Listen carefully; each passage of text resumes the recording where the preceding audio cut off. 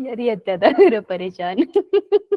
एक एक क्लास को झेलना तो ठीक है, जिस दिन क्लास कंबाइन होकर संडे टेस्ट डिस्कशन करूँ तुम तो पागल कर देते हो मुझे। मेरे सच में ऐसे होता है कि सिर पकड़ लूं कि हे भगवान चुप हो जाओ, बोले दो मुझे। हम आज तो नहीं लग रही कंबाइन है। कंबाइन नहीं है, अभी तो अलग अलग चल रही है। कंबाइन हाँ मंडे से होगा, वो मंडे को ना 3:20 से सॉरी 8:20 से सिर्फ 30 मिनट्स के लिए एक एक्स्ट्रा क्लास होगी, ठीक है, एक वीक के लिए चलेगा।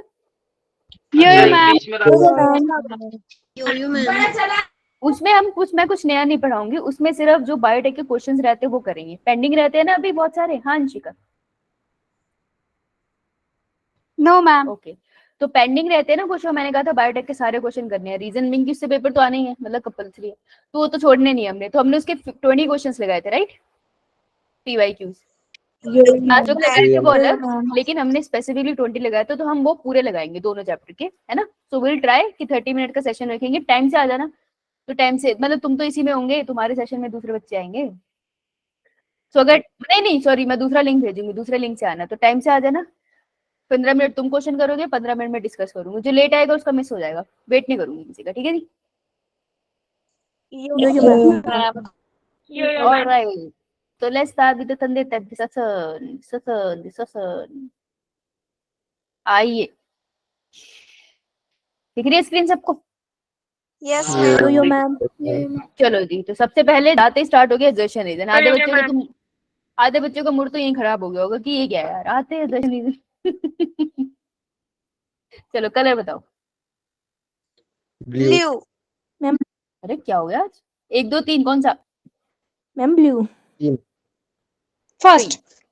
बोल दिया बेटा उसने, सॉरी। ओके, एक्सर्शन रीजन करने का क्या तरीका होता है? Raise your hand. 2 स्टेप होते हैं, क्या स्टेप होते हैं? Raise your hand. राजकुमारी और हर्ष, राशि, कांक्षा, हरीश, बस इन्होंने टेक आउट है क्लास का, बाकी बच्चे नहीं बोलते। कांक्षा बताओ भाई क्या स्टेप होते हैं? Step number 1। मैम दोनों स्टेटमेंट को रीड करते पहले। हाँ वेरी गुड। दोनों को एक्सर्शन और रीजन नहीं कहते, हम दोनों को स्टेटमेंट रीड करते हैं, तो स्टेटमेंट को रीड करना है हमें, है ना। उसके बाद सेकंड स्टेप क्या होता है बेटा? मैम एक्सर्शन और रीजन के बीच में बिकॉज लगा के रिलेशन ढूंढते हैं। बोले इसकी कितनी प्यारी आवाज है, तुम अभी तक क्यों नहीं बोली? मैम कोल्ड हुआ है अभी। अच्छा फोल्ड करके तुम्हारी प्यारी आवाज है, अच्छा अच्छा। No ma'am. अच्छा ऐसे नहीं है, ओके। तो रीजन के बीच में बिकॉज लगा के इनके बीच का रिश्ता ढूंढते हैं कि ये है दूर के रिश्तेदार या नहीं, राइट। तो ये 2 स्टेप करते हैं, चलो करते हैं फिर। बेटा सबको कोल्ड हो रखा है, कोई क्लास लेते हुए खांसेगा नहीं, खांसेगा तो हाथ रख के खांसना, जो मुझे हुआ ना तो देखना, समझिए ना। आपको तो ऐसे भी नहीं होगा। ये मैम। ओके चलो अब मूव ऑन करो। एजर्शन, टर्मिनेशन कोडोन और stop codons are UAA, UAG, UGA, यही होते हैं टर्मिनेशन कोडोन। पेज नंबर बताओ कहाँ लिखा है, मैं कैसे मान लूं? प्रूफ दिखाओ, जल्दी दिखाओ। Molecular basis of inheritance, genetic code, page number. नियति 112। 112 मिल गया। 112 को अंडरलाइन करो, चलो एक तो 12 का 12 कभी ठीक नहीं होगा। लिख लिया, उसको अंडरलाइन करो, इंपॉर्टेंट है। दूसरी स्टेटमेंट बेटा रीजन नहीं है, अपने लिए स्टेटमेंट है। स्टॉप कोडन रिप्रेजेंट टर्मिनेशन और ट्रांसलेशन, जब स्टॉप कोडन आ जाते हैं तो ट्रांसलेशन रुक जाता है, ये बात सही है। Yo ma'am. अगर मैं यहाँ पे ट्रांसक्रिप्शन लिखती तो नो मैम। याद रखना कि जो कोडोन होते हैं 3 अल्फाबेट वाले, ये इनसे बनता है अमीनो एसिड और उससे बनती है चेन प्रोटीन की, तो ये ट्रांसलेशन का स्टेप है, राइट। तो यहाँ पर गलती हो सकती थी पर नहीं हुई। तो एक्सर्शन रीजन दोनों सही है, दैट मींस स्टेटमेंट सी और डी नहीं है। अब ना पढ़ लेना, कभी कभार वो ऊपर नीचे स्टेटमेंट देते हैं, तो आंखें बंद करके मत करना, देख लेना। Assertion is true, reason is false, तो ये स्टेटमेंट नहीं हो सकती। Assertion is false, reason is true, तो ये स्टेटमेंट भी नहीं हो सकती। मेरे केस में एक्सर्शन रीजन दोनों सही है। अब इनके बीच में रिश्ता देख लेते हैं, तो अब इसके बीच में लगाएंगे क्योंकि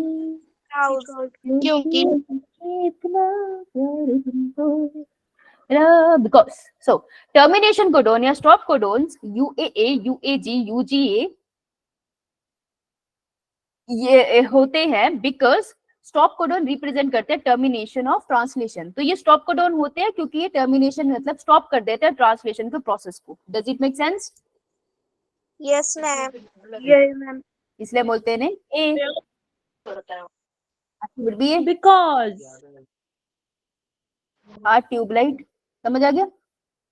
ऑप्शन कौन सा सही है? अरे टर्मिनेशन कोडोन या स्टॉप कोडोन हम इन्हें इसलिए कहते हैं क्योंकि ये ट्रांसलेशन को टर्मिनेट, जो ट्रांसलेशन का प्रोसेस है उसको स्टॉप कराते हैं। तो आंसर क्या होगा? दोनों का सेंस बन रहा है स्टेटमेंट का? प्रवीण सेंस बना? मेक में एग्जांपल दिए, मेक में एग्जांपल दिया और एक में इन द सेंस उसको मीनिंग बताया। हाँ बना। इसका मतलब कि जो एजर्शन दिया था उसका रीजन बन रहा है ये सेट या नहीं?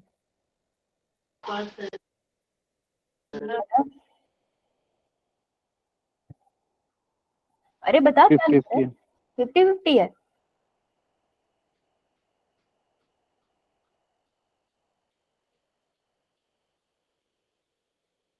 नाकाबंदी समझते हो? Yo-yo, ma'am. Yes, ma'am. इन सारे चुप हो, सारे चुप हो जाओ। प्रवीण नाकाबंदी समझते हो? Yes ma'am. क्या होता है? एक तरह से स्टॉप करना या जानना देना।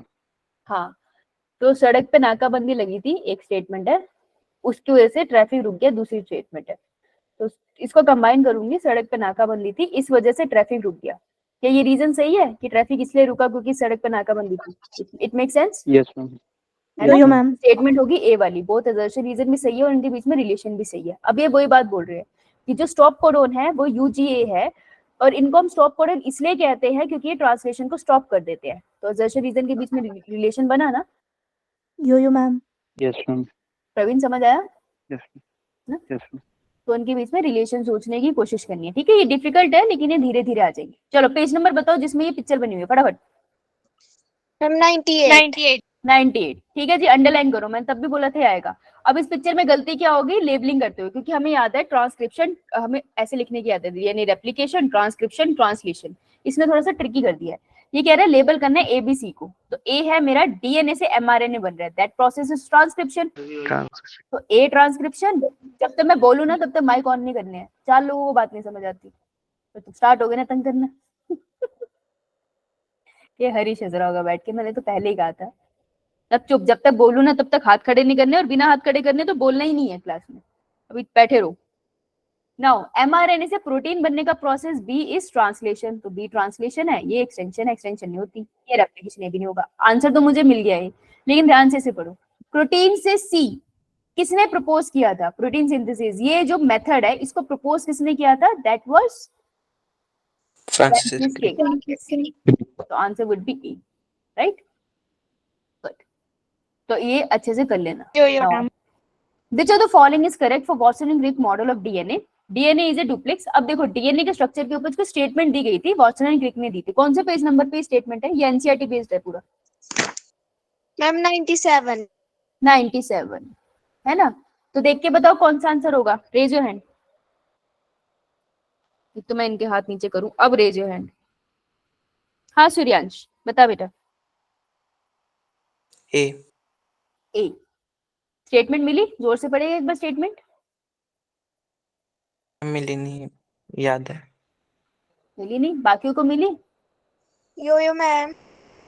बेटा जहाँ पे ये चार्ट सा बना था ना, ये वाला सेंट्रल डॉगमा, उसी के ऊपर बनी हुई है स्टेटमेंट्स। ठीक है, सो जो डीएनए होता है उसमें एक टर्न में 10 बेस पेयर्स होते हैं और डिस्टेंस कितना होता है उनमें? 3.4 नैनोमीटर का। ठीक है, और एक जगह पे आपको ये भी लिखा होगा 34 आर्मस्ट्रॉन्ग। याद है आपको? हमने पिछली बार संडे टेस्ट पेपर में 34 आर्मस्ट्रॉन्ग की स्टेटमेंट पढ़ी थी। Yo-yo, ma'am. Yes ma'am. याद है? तो अब डीएनए के स्ट्रक्चर की स्टेटमेंट पे 2 क्वेश्चन आ गए ना, तो अब तो पढ़ने से बनता है, राइट? तो answer is a.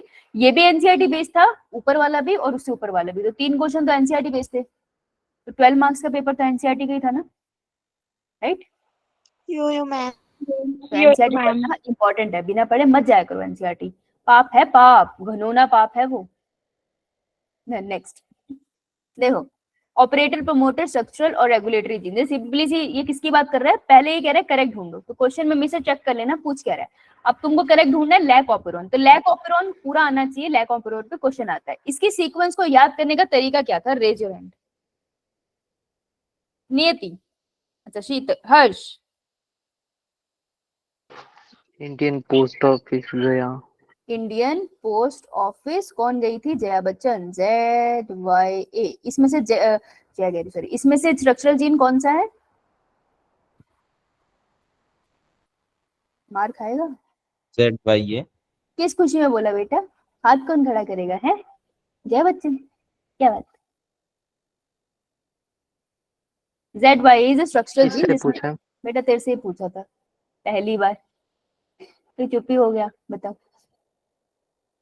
Structural gene है जया, सॉरी मैं जया बच्चन बोल दी। स्ट्रक्चरल जीन है जया, जो आगे जाके प्रोटीन से इसकी मदद से प्रोटीन बनने आगे जाके, है ना, फिर प्रोटीन एंजाइमेटिक एक्शन करेंगे जहां उनको करना है। तो स्ट्रक्चरल जीन का काम क्या होता है? What does it code? mRNA। mRNA। और mRNA से क्या एंजाइम बनेगा? एंजाइम्स। mRNA से यार प्रोटीन बनता है। प्रोटीन आगे मॉडिफाई होकर एंजाइम बनाता है। तुम कर लो अपनी बायो, कराओ मेरी भी करा दो, हैं? मिल के बर्बाद होते हैं यार। तुम्हारा बायो मॉलिक्यूल बहुत ही खराब है। तुम्हारे सेल के बाद कौन से चैप्टर बोला मैंने पढ़ने के लिए? Cell cycle. सेल साइकिल के बाद कौन सा चैप्टर बोला पढ़ने के लिए? बायोमोलिक्यूल्स। और तुम बायोमोलिक्यूल पढ़ो, तुमको जरूरत है। तो देखो, स्ट्रक्चरल जीन किसके साथ मिलाऊं मैं फिर? सी का ऑप्शन क्या होना चाहिए? यहाँ देखो बेटा, माइक बंद। बेटा स्ट्रक्चरल जीन से क्या बनेगा? mRNA। कहीं दिया है mRNA? No ma'am. नो इस वाले पे जा, उससे बना प्रोटीन। कहीं दिया है प्रोटीन? नो उससे बना एंजाइम। कहीं दिया है एंजाइम? मैम। फिर तुमको क्या लगता है पागल हूं मैं जो ये बनाया मैंने? ऑब्वियसली ना, आपको उसको ट्रैक करना पड़ता है। हर एक एग्जैक्टली आंसर थोड़ी दे देंगे यार, ऐसे थोड़ी तुम्हें डॉक्टर बना देंगे। ऐसे तो सारे एम्स क्रैक कर जाएंगे। तो ढूंढो ना उसको जाके, एंजाइम तक तो जा रहा है ना आंसर, तो सी का आंसर होगा सी। समझ आया? Yes ma'am. ये क्वेश्चन लकीली यही क्लियर हो जाता है। Answer is D. सी का आंसर 3 यही है। इसका शायद पीछे आंसर गलत दिया हुआ है। ठीक है, समझ आई? यो मैम। तो ये लैक ऑपरेंस की साइड है और कुछ नहीं है। ऑपरेटर के पास जाके कौन बाइंड करता है? रिप्रेसर। हाँ, इसको रोक देता है ना, इससे आरएनए को, पॉलीमरेज को आगे नहीं जाने देता। Remember, C R lac operon की साइड है। पेज नंबर बताओ भी लैक ऑपरेन का। तुम तो निकल ली है। मैम 117। 117 है, किसी का 116 है। इसका डायग्राम और इसकी थ्योरी बहुत इंपॉर्टेंट है, ये करके जाना। 100 भी है। अच्छा, 117, 116, ठीक है। अरे रब्बा, यही तो था। मेरे वाली बुक में 100 है, बिल्कुल 100। ठीक है, बहुत बढ़िया, तो उसी से पढ़िए। चल, Which process is used for amplification or multiplication of DNA for DNA fingerprinting? दो क्वेश्चन है यहाँ पे। कह रहे डीएनए फिंगरप्रिंटिंग के प्रोसेस में एम्पलीफिकेशन करनी है आपको डीएनए की। और मैंने बोला था एम्पलीफिकेशन ऑफ डीएनए का मतलब होता है उसका नंबर इंक्रीज करना है। तो उसके लिए प्रोसेस क्या लेते हैं हम? पीसीआर। पीसीआर। बेटा भाग PCR। क्या करो कभी ना। PCR, polymerase chain reaction. PCR आपने कौन से चैप्टर में पढ़ा है शीतल? Ma'am biotechnology. बायोटेक्नोलॉजी में पढ़ा है। देखो यहाँ पे कंपेयर हो क्या गया। और डीएनए फिंगरप्रिंटिंग कहाँ पे पढ़ा है? पेज नंबर बताओ। Ma'am page number 105। 105, राइट। तो दोनों को टिक कर लो क्योंकि दोनों प्रोसेस इंपॉर्टेंट है। दोनों प्रोसेस पे इंडिविजुअल क्वेश्चन बन सकते हैं। लेकिन अब इसमें 3 ऐसी टर्म है जो आपने पहले नहीं सुनी। एक तो सुनी है, पर चलो मान लो नहीं सुनी। तो अब ऐसे क्वेश्चन में आप क्या करोगे? क्या करोगे? ये साउदर्न ब्लोटिंग पढ़ाया था आपने। हाँ, सदन वोटिंग रहा है। क्या करोगे ऐसे केस में? नोट्स नोट्स नोट्स अपडेट ना, अपडेट। हाँ। तो अब स्क्रीनशॉट लेने की कोई जरूरत नहीं क्योंकि तुम उससे कुछ नहीं करते हो। तो फटाफट से अपनी कॉपी निकालो, उसमें तीनों पॉइंट्स लिखो और थम्स अप करो प्लीज। स्क्रीनशॉट मत लेना, आप जिंदगी में कभी नहीं करते हो। सॉल्व में देख लो। बाकी भी जो जिसने पढ़ना नहीं है वो तो फिर स्क्रीनशॉट लो चाहे नाचो। जो पढ़ने वाले हैं वो प्लीज इसको लिखें फटाफट। हो गया तो जरा वो कर दो thumbs up.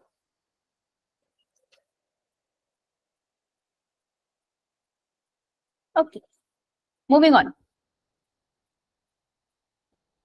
Okay, so moving on. चलो यार नीचे चलते हैं, थोड़ा सा नीचे से करते हैं, थोड़ा हौसला हो जाता है ना क्वेश्चन होगी। चलो जी, क्वेश्चन नंबर 30 दिख रहा है, 60 दिख रहा है आपको? अरे Yo-yo, ma'am. देखो, from his experiment, SL Miller produced amino acid by mixing the following in a closed flask. तो SL Miller का एक्सपेरिमेंट, राशि कौन से पेज नंबर पे है? Ma'am, ढूंढ रही हूँ मैम। ढूंढ ले बेटा, ढूंढ ले। राजकुमारी? ma'am 128. 128 मैंने वहां पे आपने टिक कर रखा है ना, ये डायग्राम लेबल होना है, इसके अंदर क्या यूज हुआ है, इसका क्या रिजल्ट बना है, ये सब इंपॉर्टेंट है, इससे कहीं से भी क्वेश्चन आ सकता है, वेरी इंपॉर्टेंट एक्सपेरिमेंट। तो एसएल मिलर के एक्सपेरिमेंट में क्या यूज हुआ था? हाइड्रोजन गैस तो यूज हुई थी, H2 तो सब में ही है, वाटर वेपर यूज हुए थे, ये भी सब में है, तो इससे तो आंसर पता नहीं चलेगा। ठीक है, अब कौन सी गैसेज यूज हुई थी? तो CH4 यूज हुई थी या CH3? CH4. CH4 is a gas. This is ionic form ना, तो आयन थोड़ी यूज है, गैस यूज हुई थी, तो CH4 would be the answer। अच्छा, ये भी दोनों में है, ठीक है, और ये दोनों तो नहीं होंगे। और NH3 यूज हुआ था या NH4? गैस कौन सी होती है? This is a gas, right? तो NH3 यहाँ भी NH3 भी है। अब टेम्परेचर कितना था? 800 degree 800 Celsius. Answer would be 8। This was a difficult question, क्योंकि जिसने याद नहीं किया होगा उसका खराब हो गया होगा, है ना? तो मैंने बोला था ना, एक्सपेरिमेंट बहुत ध्यान से याद करके जाना, इसको बहुत अच्छे से याद कर लो, वहां टिक कर लो, वेरी वेरी इंपॉर्टेंट, आ सकता है आपको। ठीक है जी, चलिए हाथ नीचे कीजिए, शुक्रिया। Now question number 59। A clone is a group of individual obtain through, clone का मतलब होता है बिल्कुल सिमिलर, एकदम सिमिलर, फर्क बता ही नहीं सकते हो, ठीक है? तो एक क्लोन कैसे बनता है? क्लोन तब बनेगा जब हम कहते हैं कि कौन सा प्रोसेस नहीं होना चाहिए, फर्टिलाइजेशन नहीं होनी चाहिए। देखो, फर्टिलाइजेशन होगा तो थोड़ी बहुत वेरिएशन आएगी। फर्टिलाइजेशन का मतलब ही यही होता है कि आपने क्या किया है, आपने इन्वॉल्व कर लिए हैं गैमीट्स। गैमीट्स अगर इन्वॉल्व हो गए तो थोड़ी बहुत वेरिएशन आना लाजमी है, इवोल्यूशन ऐसे ही चलता है। तो क्लोन अगर तुम्हें बनाना है तो फर्टिलाइजेशन नहीं करना, तो कौन सा प्रोसेस है जहां पे कहीं पे भी फर्टिलाइजेशन नहीं होना चाहिए और दो ऑर्गेनिज्म नहीं एक ही ऑर्गेनिज्म से बात बन जाए? Anchal? Vegetative propagation. Vegetative propagation, very good. तो answer would be C. Self pollination नहीं होगा, क्योंकि सेल पॉलिनेशन में भी एक स्टिग्मा के ऊपर पॉलन ग्रेन आके गिर रहा है, तो जेनेटिकली वो दोनों फ्यूज होंगे। हाइब्रिडाइजेशन में आपको याद है पोमैटो का एग्जांपल, टोमेटो और पोटैटो का प्लांट मिलता है, सेल मिलता है, और नई ब्रीड आती है पोमैटो की, तो उसमें भी तो दो इंडिविजुअल हो सकते हैं ना हाइब्रिडाइजेशन में, तो तब भी क्लोन तो नहीं बनेंगे, माँ बाप से अलग दिखेगा ना। क्लोन मीन्स इतना सिमिलर है कि बैक्टीरिया का सेल है, जब वो डिवाइड किया तो दो प्रोजेनी आ गए, दो प्रोजेनी और बैक्टीरिया, तुम बता ही नहीं सकते हो पेरेंट्स कौन है और बच्चा कौन है, राइट? क्रॉस पॉलिनेशन भी क्लोन्स नहीं बनाते, तो आंसर वुड बी सी। किस C. बात का हाथ खड़ा? डाउट है? क्वेश्चन है? पागल हो, जब तक पूछो ना हाथ मत खड़े करो, मुझे पता नहीं चलेगा तुम डाउट पूछ रहे हो या नहीं, तुम्हारा नुकसान हो जाएगा, समझ आई? फिर तंग कर रहे हैं। चलो कलर बताओ। Purple. पर्पल। ठीक बोलो प्रवीण। कलर बता रहा है मैम। ठीक कलर है। दत्त, इसलिए हाथ खड़ा गया, मैंने बोला डाउट के लिए हाथ खड़ा करना है, लाइक अभी समझाया मैंने, बताओ। Which of the following had the smallest brain capacity? तो सबसे छोटी ब्रेन कैपेसिटी किसकी है? अरे तुम्हारे नाम तो लिखे ही नहीं इसमें। अरे मेरे लिखा है बच्चे, कहाँ लिखा है तेरा नाम बेटा? D option. नहीं बेटा, लेकिन तुम तो प्लूटो से आए हो, तुम कहाँ होमोसेपियन? कितनी बार मैंने एवोल्यूशन में भी बताया था कि होमोसेपियंस बेसिकली रेप्टाइल से मैमल आते हैं, जिसके अंदर हम ह्यूमन आते हैं, तुम थोड़ी आते हो। कितनी बार बताऊंगा तुम कमाल करते हो। क्या है? तुम्हें पता होगा, मूवी देखी? हम परी हैं। परी है। हाँ बेटा, हर शरीश परी है। नहीं, मैं परी हूँ। हाँ बेटा परी है तो नहीं ना इंसान, वही बात हो रही है। मैम एलियन से। ये नहीं, वो जादू याद है तुमको? जादू वो बहुत पसंद था ना, यो यो हाँ। यो रिश्तेदार है ना, Yes, ma'am. क्लोज रिलेटिव हो ना तुम। Which of the following had the ये smallest brain capacity? Human evolution में फटाफट पेज नंबर बताओ, कहाँ लिखा है? बातें मत मारो मुझसे, जल्दी बता दे। 124। रिया 124। क्या मैम मैम मैम मैम करती रहती है, उतनी देर में कोई आंसर दे के जाता है ma'am ma'am ma'am.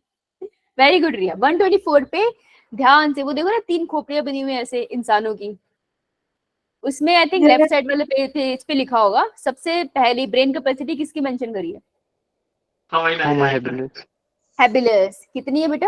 Homo habilis. 650 to 800. 650 to 800 CC Yo. Yo ma'am. है ना? देखो वैसे तो टेक्निकली ऑस्ट्रेलोपैथिकस की भी हम बात करते हैं, लेकिन एनसीईआरटी ना यहीं से स्टार्ट करती है ब्रेन कैपेसिटी डिस्कस करना। तो अपन यही याद रखेंगे कि Homo habilis is the one जिसकी सबसे छोटी ब्रेन कैपेसिटी है। आंसर इज बी एनसीईआरटी के पर्सपेक्टिव से। अब इवोल्यूशन को और डिटेल में पढ़ोगे तो दिक्कत हो जाएगी। तो इवोल्यूशन जितना नोट्स में लिखा है उतना, और फैक्ट्स एग्जैक्टली डेट्स या नंबर जहां लिखे हैं वो आपने एनसीईआरटी से फॉलो करने। क्लियर है? तो ब्रेन कैपेसिटी एनसीईआरटी से फॉलो रखेंगे। क्लियर है सबको? Yo मैं यो मैम। ओके चलो आगे चलते हैं। द बोन ऑफ, बेटा माइक बंद। डाउट है तो पूछो। नहीं थी डाउट है? कैमरा नीचे रखो, मुझे दिख नहीं रहा। डाउट है? नहीं है तो पागल बना रही है मेरा। हाँ शीतल पूछो। नो मैम, हम तो आंसर के लिए। देखो निकाल दो मैं क्लास से बाहर, मेरे पास ऑप्शन है निकालने का लिटरली। मैंने बोला ना जब तक बोलो ना तब तक हाथ नहीं खड़े करने। कंफ्यूजन होती है किसी को डाउट है या नहीं। तुम ही रिस्पॉन्सिबल हो, 4 बच्चे डाउट नहीं पूछ पाते, मेरी गलती नहीं है। चलो तेजस्विनी आई है क्लास में?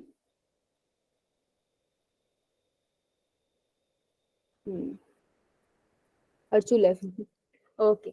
The bones of 4 limbs of whale, bat, cheetah and man are similar in structure because ये similar क्यों है structure में? ये डायग्राम तीसरी बार डिस्कस कर रहे हैं। पेज नंबर बताओ।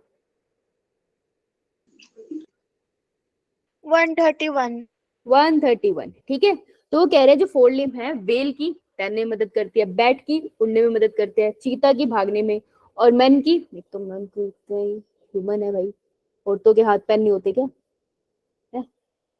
तो ये सारे स्ट्रक्चर सिमिलर है। क्यों ये सारे स्ट्रक्चर सिमिलर क्यों होते हैं? क्योंकि ये सबके सब स्ट्रक्चर एक दूसरे से एनाटॉमी में सिमिलर होते हैं। तो एनाटॉमी सेम कब होती है? जब कॉमन एंसेस्टर हो और सारे इंडिविजुअल अलग अलग हैबिटेट में रहते हैं। बैट उड़ते हैं इसलिए क्योंकि पेड़ों पे रहते हैं ना।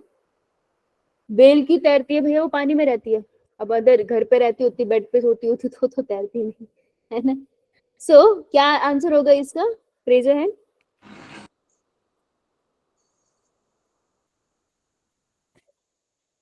रिया ma'am option B. Option B share a common ancestor, this is correct. अच्छा बाकी का ऑप्शन एक बार पढ़ लेते हैं, बड़े क्लोज लग रहे हैं। One organism have given rise to another, एक ऑर्गेनिज्म ने सबको जन्म दिया। जी ऐसा नहीं है, ऐसा नहीं है कि वेल से बैट बन गए, रेप्टाइल से सारे मैमल बने। ये सारे के सारे तो मैमल्स ही हैं, एक दूसरे को थोड़ी जन्म दे रहे हैं। They perform the same function, same function तो नहीं करते। कहाँ बैट उड़ रहा है और कहाँ इंसान ऐसे खाना खा रहा है उस हाथों से, कैसे बनेगा ये? दे हैव बायोकेमिकल सिमिलैरिटी, देखो कुछ केमिकल रिएक्शन सेम हो सकते हैं, लेकिन वो रीजन नहीं है कि इनका फंक्शन इतना डिफरेंट है। तो ये तो नहीं हो सकता। Answer would be B. Clear है सबको? चलो मैम डार्विन बोलो। मैम 55th क्वेश्चन समझा दोगे आप? हाँ बिल्कुल समझा दूंगी। ये वाला? Yes ma'am 55th। ठीक है, ये न्यूमेरिकल वाला ना? यस यही वाला ना? ठीक देखो, a gene locus has 2 allele, capital A and छोटा a. If the frequency of dominant is this, जब भी 0 पॉइंट में आंसर आ गया तो समझ जाना ये है अपना कौन सा पार्ट? हार्डी विंगबर। हार्डी विंगबर के 2 ही न्यूमेरिकल थे हरीश, एक था p + q = 1, छोटू वाला न्यूमेरिकल, और एक फॉर्मूला था p² + 2pq + q² = 1। यही 2 थे ना? यो मैम यो मैम। ये यहाँ पे हेट्रोजाइगस पूछ रहा है ना, दैट मीन्स ये इसकी बात कर रहा है। ये हेट्रोजाइगस होता है जब दोनों अल्फाबेट अलग होते हैं, तो this is heterozygous, this is homozygous dominant, this is homozygous recessive. देखो इसमें क्या है, हमने लेके चलना है कि जो पी फीचर है ना वो डोमिनेंट है। बेटा माइक बंद करो। पी का मतलब है कोई डोमिनेंट फीचर है और क्यू का मतलब है कोई रिसेसिव फीचर है। ठीक है, पहले तो इतना बेस था। इतना समझ आया हरीश? यो मैम। ये मेरे से डाउट किसने पूछा था? रीच ने पूछा था किसी किसी और और ने? ने। किसने पूछा है? मैम आर्यन। हाँ आर्यन मैम। आर्यन, हाँ आर्यन, इतना समझ आया आर्यन? Yes ma'am. ठीक है, अब देखते हैं क्वेश्चन में क्या दे रखा है। उन्होंने कहा जो कैपिटल ए है और स्मॉल ए है, यानी कैपिटल ये डोमिनेंट है, तो ये क्या रिप्रेजेंट कर रहा है, पी या क्यू? आर्यन पी। पी, और छोटे वाला ए क्यू। Q। शाबाश। हाँ, तो ए की वैल्यू इसने दी है 0.4, यानी कि पी की वैल्यू दी है 0.4, है ना? Yes ma'am. तो अगर मेरे को Q की वैल्यू, पहले मेरे को Q की वैल्यू निकालनी पड़ेगी, क्योंकि मेरे को ये फॉर्मूला लगाना है P square plus 2pq plus Q square, क्योंकि यहाँ हेट्रोजाइगस लिखा था तो मुझे पता है बड़े वाला फॉर्मूला लगाना है। तो पहले मुझे Q की वैल्यू निकालनी है, तो मैं Q की वैल्यू कैसे निकालूंगी? ऊपर देख, पहला वाला फॉर्मूला यस मैम मैं लिखूंगी। 0.6। हाँ, P plus Q equals to 1, P की value 0.4 plus Q equals to 1, Q यहाँ छोड़ दे, 1 माइनस 0.4, तो 1.0 minus 0.4, answer would be Aryan 0.6 ma'am. 0.6। शाबाश, सही बोल रही है। Yo ma'am. Yo ma'am. ठीक है, तो बहुत बढ़िया। मैं यहाँ लिख लेती हूँ कि यहाँ लिख लेते हैं, ठीक है। तो आर्यन मेरे को एक बार बताना, P की वैल्यू कितनी आई है 0.4। और Q की वैल्यू? 0.6। ठीक है, अब हम फॉर्मूले में पुट कर लेते हैं। P square that means 0.4 into 0.4, तो 0.4 इंटू 0.4 कितना होगा? 0.16। 16। ठीक है जी। Q स्क्वायर है तो मैं उसको लिखूंगी 0.6 इंटू 0.6, तो कितना होगा बेटा? 0.36। 0.36। और बाद में हमें पास क्या बचा? अब हमारे पास बचा फॉर्मूला देखना है। ये मुझसे पूछ रहा है हेट्रोजाइगोट, ये मुझसे पूछ रहा है पी एन क्यू का इनटू बताना है, लेकिन मेरे फॉर्मूला में क्या था? P square plus 2pq plus Q square equals to 1। तो हेट्रोजाइगस इज दिस वन ना, मुझे क्या लिखना होगा? ऐसे लिखना होगा फॉर्मूला। तो देखो वैल्यू पुट करनी है पी की, पी स्क्वायर की नहीं पुट करनी। तो 0.16 इज पी स्क्वायर, लेकिन पी की वैल्यू क्या है? 0.4। हाँ, 2 into 0.4 into 0.6, Yes 0.4 ma'am. Into 0.6 की वैल्यू क्या होगी? 0.24। 0.24, और 0.24 इंटू 2 कर दूं तो कितना होगा? 0.48। 0.48। तो 2pq मेरे पास हो गया 0.48, राइट। तो अगर मैं लिखूं, ध्यान से सुनना, अगर मैं लिखूं होमोजाइगस, होमोजाइगस का मतलब है सेम अल्फाबेट होने चाहिए ना, तो होमोजाइगस डोमिनेंट, तो होमोजाइगस डोमिनेंट की वैल्यू क्या है अपने पास? That is P square. क्या वैल्यू है? 0.16। 0.16। और क्वेश्चन के अकॉर्डिंग पी कौन सा अल्फाबेट रिप्रेजेंट कर रहा है? Capital A. कैपिटल ए का स्क्वायर मैं ए लिख सकती हूँ, यस मैम। तो ए की वैल्यू होगी 0.6। अब मैं बोलूँ होमोजाइगस रिसेसिव, तो रिसेसिव है क्यू स्क्वायर, क्यू स्क्वायर की वैल्यू क्या है? Small A. Square Q 0.36। 0. हाँ, और इसको स्मॉल ए है तो मैं इसको ऐसे लिख दूं। Yes ma'am. और last but not the least, heterozygous, heterozygous जिसमें अल्फाबेट दोनों अलग अलग है। तो हेट्रोजाइगस डोमिनेंट, डोमिनेंट है ना, क्योंकि जब तक पी है वो खुद को सबसे पहले एक्सप्रेस करेगा। इसकी वैल्यू क्या है? 0.48। 0.48। हाँ, लिखूंगी मैं इसको यही, कैपिटल ए और छोटा ए, नो डाउट। लेकिन मुझे पता है फॉर्मूला में मुझे 2 से इंटू करना था, तो बता मुझे क्या आंसर आएगा? रुक जा,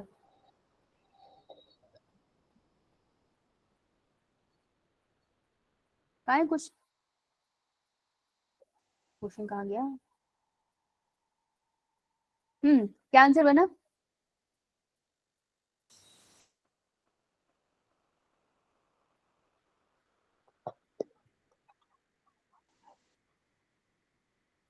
कैपिटल ए 0.16, कैपिटल ए 0.16, ठीक है। Cap small A 0.36, small A 0.36, capital A 0.48, capital A 0.48, कहाँ गया? अरे 48 है, तो आंसर क्या बना? डी। Yes ma'am. सॉल्व हुआ? Yes ma'am. कहाँ फंसा था? आंसर तो तूने बताया मुझे, फंसा कहाँ था?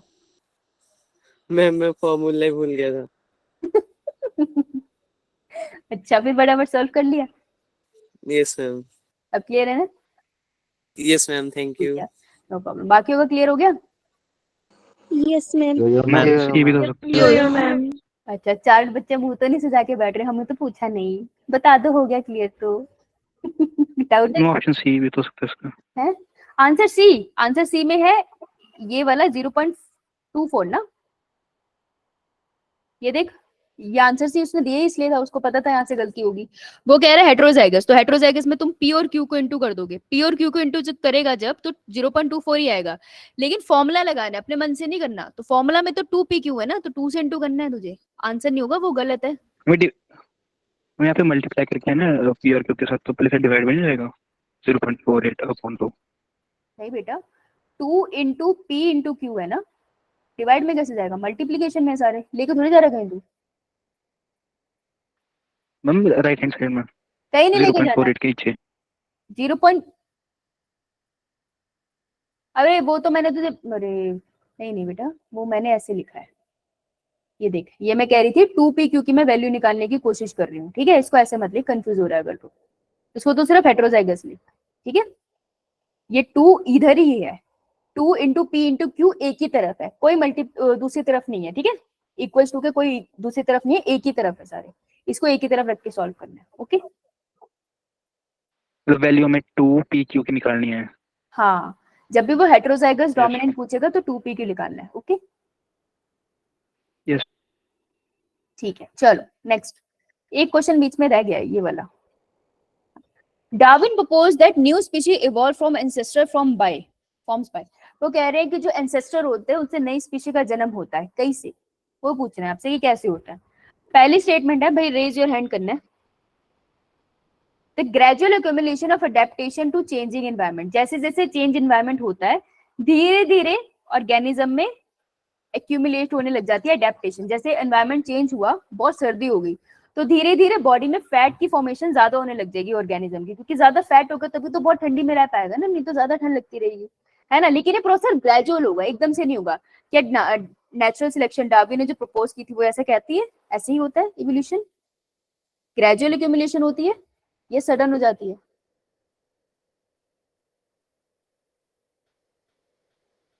बेटा थूक दो, ग्रेजुअल थूक दो और बोल लो। ग्रेजुअल आराम से। ग्रेजुअल होती है, धीरे धीरे, स्टेप वाइज, ठीक है? स्टेप वाइज होती है। अब नीट की प्रिपरेशन 1 महीने पहले नहीं कर सकते ना, धीरे धीरे करोगे तभी तो क्रैश कोर्स समझ आएगा। सिर्फ क्रैश कोर्स लगाने चले जाओ, दिमाग फट जाएगा सोच के कि वो कह रहा है। तो ग्रेजुअल होती है, ठीक है? ग्रेजुअली इकट्ठा होती है अडेप्टेशंस चेंजिंग एनवायरनमेंट के साथ, तब जाके नई स्पीशीज का जन्म होता है, राइट? जिसकी नेक बड़ी थी वो धीरे धीरे नेक और एक्सटेंड होती गई और फाइनली लंबी नेक वाले जिराफ बने। डार्विन ने ऐसे एक्सप्लेन किया था। ए इज करेक्ट, पर आगे देखते हैं। द इनहेरिटेंस और लेमार्क नहीं बोला था ऐसा। लिमार्क ने बोला था कि पहले जिराफ की नेक छोटी थी, फिर धीरे धीरे वो किसी ने एक्सटेंड करी और आगे वाली जनरेशन में वही फीचर जाता रहा और लंबी नेक हो गई। डार्विन ने बोला था एक छोटी नेक वाला भी था जिराफ और एक बड़ी नेक वाला भी था जिराफ। छोटी नेक वाले को खाना नहीं मिला, वो सरवाइव नहीं कर पाया। बड़ी नेक वाले को खाना मिला तो वो सरवाइव कर पाया। आने वाली जनरेशन में वो साइज और इंक्रीज होता गया क्योंकि वो पेड़ के ऊपर से खा रहे थे। तो डार्विन का कॉन्सेप्ट ज्यादा सही था, समझे? डार्विन, यार ये जो थ्योरीज है ना इवोल्यूशन की, ये परेशान करती है। थ्योरी से याद है, शुरू कहाँ है? शुरू हो तुम? यो यो मैम। बेटा समझ आ रहा है? Yes ma'am. सबसे ज्यादा थ्योरीज को किसी ने थ्योरीज ने किसी को तंग किया है, वो शुरू है ना? शुरू मैम क्या हुआ? अगर थ्योरीज ने किसी बच्चे को सबसे ज्यादा तंग किया है, वो तुम ही हो ना? Yes ma'am. मैम टंग नहीं, वो टीचर ने गलत पढ़ाया था ना, तो थोड़ा बहुत लग गया था मेरे को। अरे तुम अपने टीचर को माफ क्यों नहीं कर देती? मैम अब सर मेरे से बदला लेंगे ना, मुझे मार्क्स नहीं देंगे। वो तो लेंगे बेटा, जितने तूने पंगे लिए हैं ना, तेरे मार्क्स तो कटेंगे। बेटा माफ कर दे अपने टीचर को, तूने कमाल किया हुआ है। Please, माफ मैम मैंने दे, कर मैं- दिया माफ। अच्छा, बहुत बड़ा दिल है तुम्हारा, थैंक यू। कभी कभार तो गलत निकल ही जाता है मुंह से, इतना भी क्या दिल पे लेगी। चलो, द इनहेरिटेंस और acquired adaptation to the environment, ये वाली एक्वायर्ड एडेप्टेशन किसने बोली थी ये?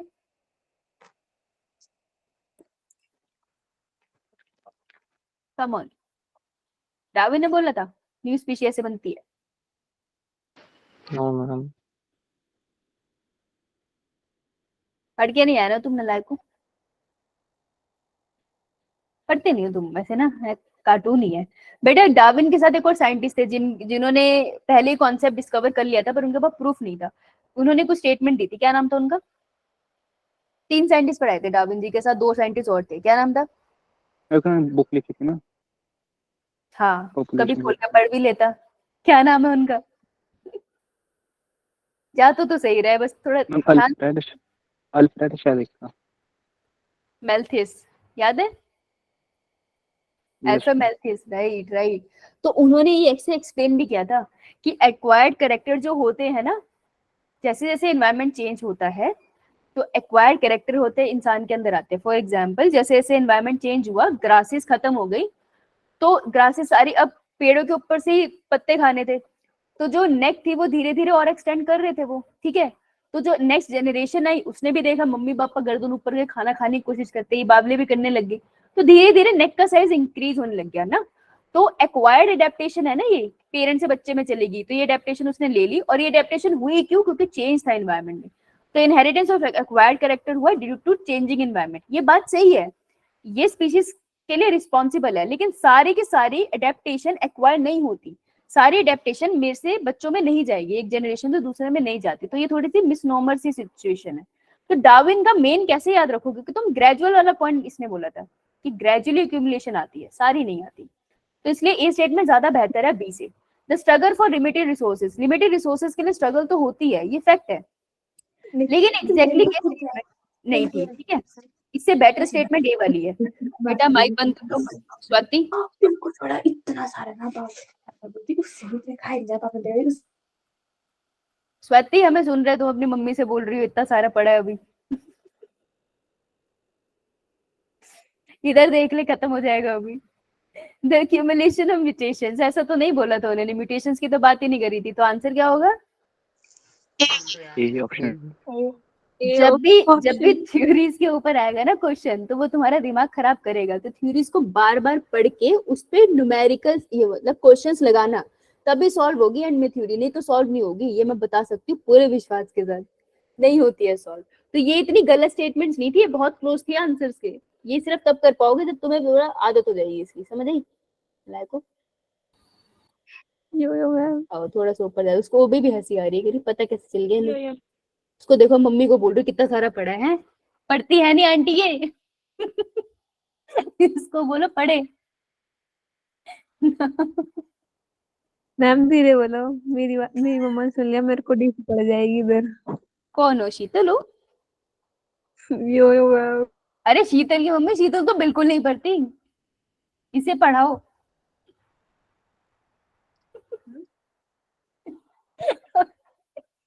आवाज बैठ गई, आवाज बैठ गई इसकी, शैतान है तू। चलो, सिलेक्ट द करेक्ट स्टेटमेंट ढूंढनी है आपको दो लैक ऑपरॉन के बारे में। देखो ऊपर भी लैक ऑपरॉन पे क्वेश्चन था, ये भी, यानी कि 8 नंबर का पेपर तो इस पे आ गया। नीट में ऐसी होता है कभी कभार, बहुत बुरा हो जाता है कोई टॉपिक छोड़ के जो उसमें से 2 क्वेश्चन आ जाए।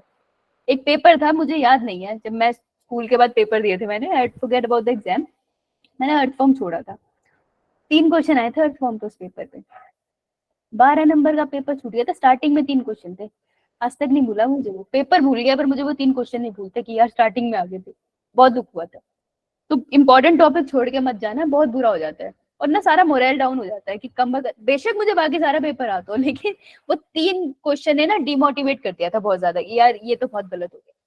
तो प्लीज टॉपिक अच्छे से करके जाना। मॉलिक्यूलर के हर टॉपिक से क्वेश्चन आता है, हर टॉपिक को पर डे पढ़ना है। लैक ऑफ का ऐसा नहीं है एक दिन में पूरी मॉलिक्यूलर खत्म कर लूंगा, का तुम्हें चांद पे जाना है? एक दिन में एक टॉपिक ढंग से कर लिया करो, बहुत अच्छे से उसको पढ़ लिया, थ्योरी भी नोट्स भी, और उसके बाद उसकी एनिमेशन देख ली या उस पर क्वेश्चंस लगा लिए, ऐसे पढ़ते होते हैं, समझ आई? यो मैम। ठीक है, ये अभी भी हंस रही है, हंस नहीं रही हूँ मैं। ठीक है, आज से समझ आ गया। कभी भी माइक ऑन हो, शीतल की मम्मी की आवाज हो रही है, मेरे को एक बार बता देना, इसकी कंप्लेन करेंगे, इसे पिटवाएंगे। तो दो करेक्ट, गेट अप। सही स्टेटमेंट ढूंढिए, ध्यान से सुनना। ग्लूकोज और गैलेक्टोज में bind with the repressor and inactivated. Repressor क्या था? इंडियन पोस्ट ऑफिस और जिया, है ना। रिप्रेसर यहाँ पड़ा होता है। ये कह रहे हैं ग्लूकोज और गैलेक्टोज बाइंड कर जाते हैं रिप्रेसर के साथ और उसको इनएक्टिवेट करते हैं। ये सही है? No ma'am. नहीं भाई, ग्लूकोज को कोई जरूरत नहीं है। देखो, बैक्टीरिया को जब तक खाने के लिए ग्लूकोज मिलेगा उसको लैक ऑपरेंट की जरूरत ही नहीं है, ठीक है, क्योंकि ग्लूकोज इजी है ना डाइजेस्ट करना।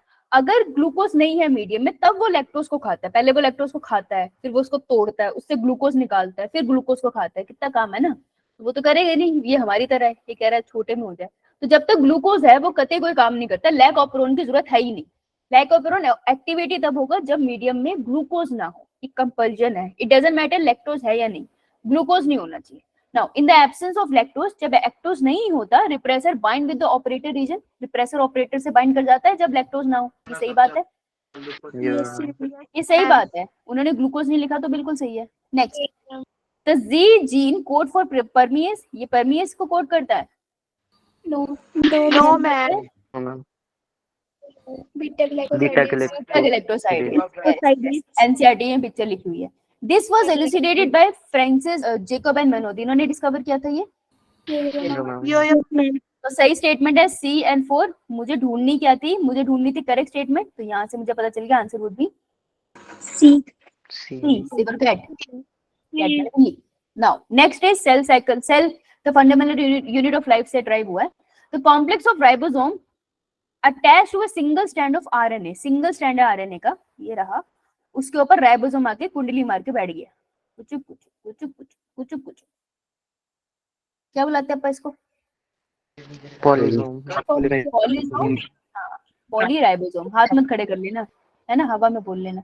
पॉलीराइबोसोम्स या पॉलीसोम्स। अब क्या हाथ खड़े कर रहा है पागल, एक सेकंड। पॉलीसोम्स या पॉलीराइबोसोम्स, राइट। कौन से सेल में मिलते हैं? Prokaryote, eukaryote? अब रेज करो हैंड। कशिश, मैम प्रोकैरियोटिक सेल में। प्रोकैरियोटिक सेल में, शाबाश, वेरी गुड। हाँ, बड़े दिनों बाद बोली कशिश। नेक्स्ट, ये वाला जो सीक्वेंस है from the coding strand of a gene, coding strand gene के सीक्वेंस है। What will be the corresponding sequence of the transcribed RNA? देखो, जब भी सीक्वेंस आएगी तो कोई भी रजनीकांत नहीं बनेगा कि मैं देख के सॉल्व कर लूंगा, कोई जरूरत नहीं है। हाथों को कष्ट दे और इनको लिख ले, इग्नोर करें इसे, ठीक है जी, लिख लिया। दूसरी चीज आपको क्या करनी है? पहली चीज तो लिखनी है सीक्वेंस को, चाहे कुछ भी हो जाए, कोई पेपर नहीं छूट रहा तुम्हारा, तमीज से करोगे पेपर टाइम से होगा, ठीक है। तो पहले तो उसको लिखना है। दूसरा आपने देखना है बन क्या रहा है। अगर वो क्या बोल रहा है, डीएनए बनाना है या वो बोल रहा है एमआरएनए बनाना है। देखो, अगर वो बोले डीएनए बना रहा है दैट मींस एडेनिन के ऑपोजिट थायमिन होता।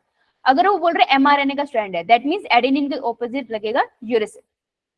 बस यही फर्क आपको देखना। हाँ, तो U C C U sorry A U A G, बेटा मैं कर लूंगी, कंफ्यूज मत कर बीच में। यू ए, कोई बोलता है ना तो कंफ्यूजन हो जाती है सीक्वेंस में, ठीक है। ढूंढ लेते हैं यूसीसी यही आंसर है, चेक कर लेते हैं। ए U A ji C U A, अच्छा एक दिखागी मैं, हुआ, ठीक है जी, मिल गया। Yes ma'am. Yo ma'am. तो बस आपको this is the very easy question. अगर ये गलत हुआ है तो तुम्हारी लापरवाही से हुआ है, समझ आई। तो लापरवाही नहीं करनी है, पहले सीक्वेंस को लिखो और फिर देख लो वो पूछ क्या रहा है तुमसे। एडेनिन से हमने रिप्लेस कर देना थायमिन की जगह यूरेसिल। नेक्स्ट, बनाना फ्रूट और सीडलेस। देखो, जो जंगली बनाना फ्रूट होते हैं उनमें बीज होता है, हमने वहां से उन्हें निकाला और उसके साथ हाइब्रिडाइजेशन करी। हाइब्रिडाइजेशन करने के बाद हमने उसको क्या कर दिया, सीडलेस बना दिया। हम उसको कैसे प्रोपेगेट करते हैं? वो वेजिटेटिवली प्रोपेगेट होते हैं, बीज नहीं होता उसमें। अब केले में बीज मत ढूंढने बैठ जाना यार, घरों में जो आता है उसमें तो नहीं होता, राइट। तो बनाना फ्रूट सीडलेस क्यों होते हैं? वो इसलिए सीड होते हैं क्योंकि वो असेक्सुअल रिप्रोडक्शन से स्प्रेड हो रहे हैं, ये उनका रीजन है। ये हमने पहले भी एक बार किया था, राइट। तो ऐसा नहीं है कि हम उनको ऑक्सीजन दे रहे तो डेवलप हो रहे हैं। मेरे घर के आसपास इतने सारे बनाना की ट्री है और मैं उनको जा जाके ऑक्सीजन थोड़ी दे रही हूँ, वो तो बढ़िया बन रहे हैं। बेटा माइक बंद, दे आर डाइप्लॉइड पॉइंट है तो क्या दिक्कत है? सीड का कोई लेना देना नहीं था इस बात से। फ्रूट आर आर्टिफिशियली राइपेंड, नहीं, वो खुद से पकते हैं। राइपेंड मतलब पकना, खुद से पकते हैं, हम नहीं करते। तो answer would be C. Is it clear? Yes, ma'am. Yo yo ma'am. एक क्वेश्चन पूछ। मैम, इससे पिछला क्वेश्चन निकालने का। यही मैम, इसमें कोडिंग स्टैंड का दिया हुआ है हमारे को। मैम, तो mRNA सेम नहीं होगा इसके जैसा, बस यू होगा टी की जगह? नहीं, कॉरेस्पॉन्डिंग सीक्वेंस बोला ना उसने। मैम, उसने mRNA की सीक्वेंस बोली है ना, और कोडिंग स्टैंड और mRNA स्टैंड सेम नहीं होता? यो ma'am.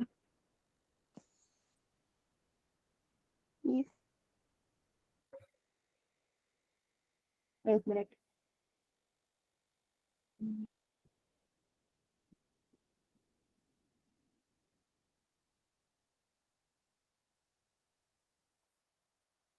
Sequence from the coding strand of the gene, coding strand की सीक्वेंस है, कोडिंग स्ट्रैंड की सीक्वेंस है।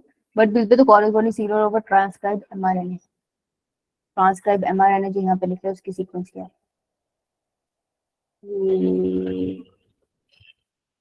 तो क्या सीक्वेंस बनेगी इसकी?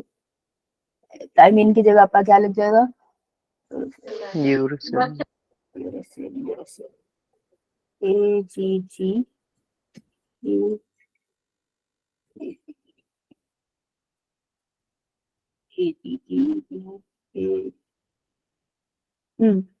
सही बोल रहे हैं। आंसर है इसका?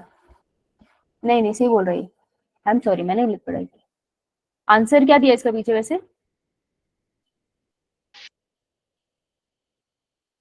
आंसर है? देखा नहीं।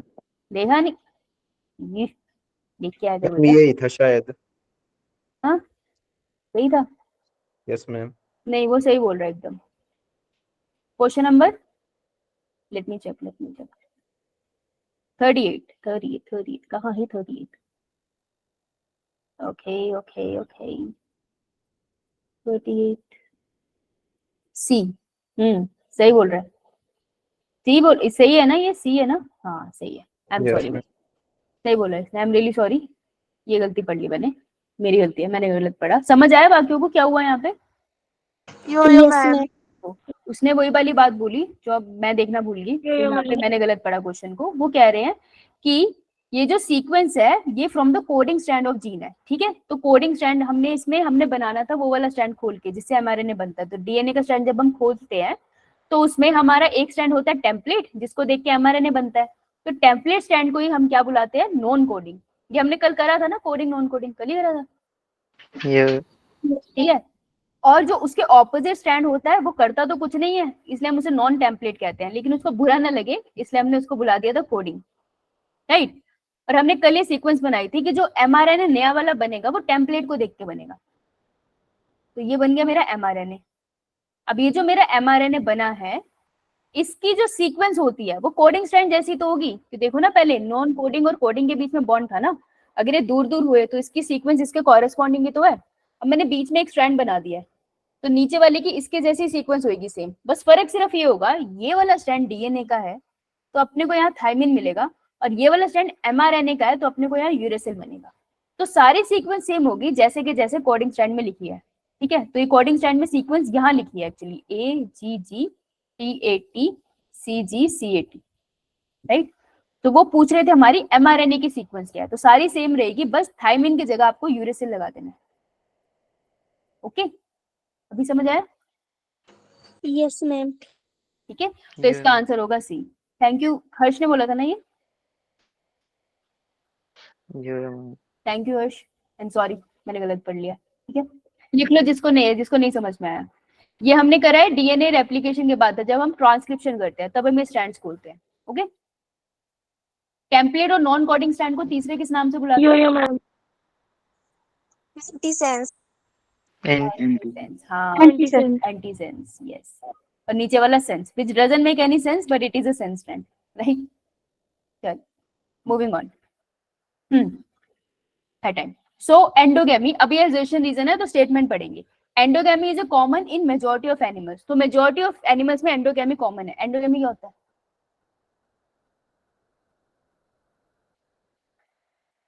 एंडोगेमी क्या होता है, नहीं पता? बेटे एंडोगेमी अगर मैं प्लांट में बोलूं, हाँ हरीश बोलो। Fusion of male and female gamete in inside body.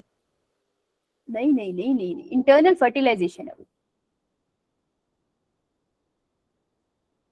वो तो इंटरनल फर्टिलाइजेशन है ना। अगर बाहर मिलेंगे तो एक्सटर्नल फर्टिलाइजेशन होगी। देखो जब भी गैमेट फ्यूज होते हैं ना, वर्ड फर्टिलाइजेशन है। एंडोगेमी का मतलब है कि जो गैमेट है वो बने भी एक ही बॉडी में और वही फ्यूजन होगी। मतलब एक ही ऑर्गेनिज्म है, इसी के बॉडी में फीमेल का एग भी बना है और मेल के स्पर्म भी बने हैं फॉर एग्जाम्पल, और इसी की बॉडी में इनके अंदर फ्यूजन भी होगी। समझ रहे हो तुम? तो ये खुद ही बना, ये जो एनिमल है इसको हम बुलाएंगे क्या?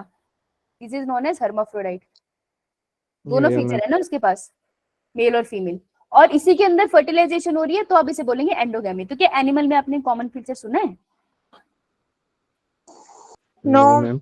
नहीं ना। No, एनिमल में हम क्या पढ़ते हैं, मेल और फीमेल हाँ। अलग बॉडी होती है, दोनों अलग गैमीट बनाते हैं, फिर उनमें फ्यूजन होती है, चाहे बॉडी के अंदर हो बाहर हो। वो नहीं पूछ रहा ये बोल रहे कि गैमीट बने भी बॉडी के अंदर है, मेल फीमेल दोनों, और अंदर ही फ्यूजन हो गई है एक ही ऑर्गेनिज्म के अंदर। तो ऐसा तो कॉमन नहीं है ना। No, ma'am. एजर्शन हो गया गलत, जैसे एजर्शन गलत हो गया तो खुशियां आ गई, ये बचिए। बहुत एजर्शन रीजन है ट्रू, ये तो गलत है। देखो कभी कभार एबीसीडी स्टेटमेंट में ऊपर नीचे करते हैं, तो स्टेटमेंट पढ़ लेना, ओवर कॉन्फिडेंट मत हो जाना। एक बहुत Ma'am, इसका assertion- example अर्थ फॉर्म है ना? नहीं, इसका एग्जांपल अर्थ फॉर्म नहीं है, इसका एग्जांपल होगा लिवर फ्लू फेसियोला। तो कभी समझाती हूँ। ये both assertion reason are true, true तो नहीं है। Assertion is true, assertion true ही नहीं है। If assertion and reason are false, तो ये सही होगा, रीजन भी फॉल्स। ठीक है, हाँ शिल्पी, गलती से करा है, ठीक है। देखो अर्थवॉर्म हर्माफ्रोडाइट है, ये बात तो तेरी सही है, गलत नहीं है, that it is hermaphrodite. Hermaphrodite का मतलब है मेल और फीमेल दोनों पार्ट अपनी बॉडी में ही होना, सेक्सुअल पार्ट। ठीक है, तो ये एक अर्थवॉर्म है, इसके अंदर एग भी बन यहाँ बनाते हैं। तो ये एक अर्थवॉर्म है, इसके अंदर एग भी बनते हैं और इसके अंदर स्पर्म भी बनते हैं। स्पर्म मैं बोल रही हूँ, स्पर्म वर्ड यूज नहीं होगा, डजंट मैटर। एक और अर्थवॉर्म है, वो भी हर्माफ्रोडाइट ही है, एग भी है स्पर्म भी है, तो मेल पार्ट भी है फीमेल पार्ट भी है। अगर तो इसका एग इसी के स्पर्म के साथ फ्यूज कर जाता तो मैं कहती कि एंडोगेमी कर रहे हैं, ठीक है, लेकिन ऐसा नहीं होता। वो बचाते हैं इनब्रीडिंग डिप्रेशन। इसलिए अर्थवॉर्म के अंदर क्या होता है कि स्पर्म दूसरे अर्थवॉर्म से इसमें आएगा और फ्यूजन होगी, इसका स्पर्म दूसरे अर्थवॉर्म में जाएगा, तो क्रॉस वाला रिप्रोडक्शन होता है उसमें, इन वाला नहीं होता। समझ आई? Yes, ma'am. मैम तो इसका बचाते रीजन हैं ये भी था inbreeding। ना कि दोनों में अलग अलग टाइम पे डेवलप होते हैं जो ऑर्गन। हाँ, अलग अलग टाइम, वो तो उनका खुद को बचाने का तरीका होता है कि एक साथ वो डेवलप कर लेंगे ना, तो फिर वो ऑब्वियसली एग और स्पर्म अगर एक साथ पड़े हैं तो फ्यूज तो कर ही जाएंगे, रोक तो कोई पाएगा नहीं। तो क्या करते हैं, मैच्योरेशन का टाइम अलग करते हैं। जब एग डेवलप है तो स्पर्म डेवलप नहीं होता, ऐसे कर लेते हैं हम, फिर वो इजी रह जाता है उनके लिए। तो ये प्लांट के केस में भी होता है। ये बेसिकली वो बचाना चाहते हैं इनब्रीडिंग डिप्रेशन से, क्योंकि एक ही ऑर्गेनिज्म में होता रहेगा तो इनब्रीडिंग डिप्रेशन हो जाएगा ना, राइट? तो वो एक मेजर है इनब्रीडिंग डिप्रेशन से बचाने का। ओके, तो इसके एग्जांपल एंडोगेमी के एग्जांपल आप फेसियोला लिख सकते हो, आप लिखना चाहो तो। वो खत्म होने वाला है। अच्छा फटाफट कर लेते हैं। कॉलम ए कॉलम 2 के साथ आपको करेक्ट वाला ढूंढना है, ठीक है, करेक्ट वाला ढूंढते हैं। सो पिस्टिल फ्यूज टुगेदर, उसको क्या बुलाते हैं अपा? सिनकार्पस। एनसीईआरटी में पिक्चर है इसकी, पेज नंबर बताओ जल्दी जल्दी जल्दी भाग के। हम एंडोगेमी और इंटरनल फर्टिलाइजेशन में क्या डिफरेंस है? एंडोगेमी का मतलब है कि जो गैमीट है मेल और फीमेल वो बने भी अंदर एक ही ऑर्गेनिज्म में और उसी में फ्यूजन हुई और बेबी बॉडी के अंदर बन गया, that is endogamy. Internal fertilization का मतलब है कि हो सकता है फीमेल की बॉडी में एग बना लेकिन स्पर्म बाहर से आया, उसकी बॉडी के अंदर एंटर किया और अंदर फर्टिलाइजेशन हुआ। दोनों केस में फर्टिलाइजेशन अंदर हो रहा है, लेकिन एंडोगेमी में दोनों गैमीट एक ही ऑर्गेनिज्म के अंदर बन रहे हैं, लेकिन इंटरनल फर्टिलाइजेशन में दो अलग ऑर्गेनिज्म में बन रहे हैं। ओके, समझ आया? एक्सोगेमी भी होती है ऐसे? एक्सोगेमी वही होगी ना कि एक्सोगेमी के केस में हो गया कि दोनों ने अपने एग बाहर रिलीज कर दिए, जैसे फ्रॉग में होता है, पानी में छोड़ देते हैं ना सब कुछ, वो टैडपोल बनते हैं। फिर external fertilization. External Definition. Fertilization exogamy same ही हो जाएगा, सेम हो जाएगा ना। दोनों के केस में स्पर्म अपने गैमेट बाहर छोड़ दिए, उनमें फ्यूजन हो गया। Okay yes ma'am. हाँ भाई, पेज नंबर कौन सा था इसका? 24 24। ओके, तो ये डायग्राम को अंडरलाइन कर लिया। तो ए का हो गया सेकंड, और बी का formation of gamete is known as gamete तो ए का थर्ड, ए का थर्ड, ए का थर्ड। अरे आंसर तो इसी से निकल गया, आंसर इज डी, राइट। रहिए 1 2 3, अरे यार ये 43 कराना था मुझे। 1 2 3 4 5 6 7 8 10। सर तुम्हारी क्लास में ज्यादा क्वेश्चन रह जाते हैं, दूसरी क्लास में कम रहते हैं। That is sad.